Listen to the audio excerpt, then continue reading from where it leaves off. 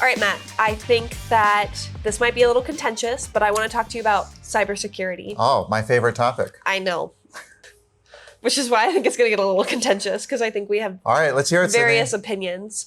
Well, I'm curious what you think is the risk assumption that folks are willing to make with some of these new and emerging systems. Well, I'm glad you said risk. I'm glad you didn't say, what is my critical high, medium, low? That provides me no analysis of risk to the end user. And I think as we look at risk, we should be allowing the end user to actually make the risk. The warfighter in the field is the person who owns the risk. We don't give them a gun and tell them, here's 2 bullets, no more are coming. But we do give them software with no tail-end support, no long-term roadmap, no approach, and we just deliver it to them with no kind of long-term follow-up.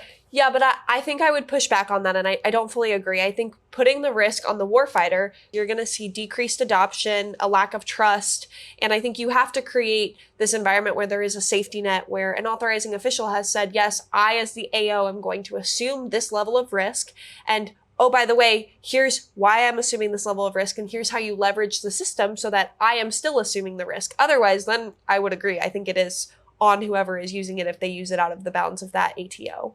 I think that's an interesting point. And, I see, new organizations are saying we need to build new cybersecurity processes for AI models.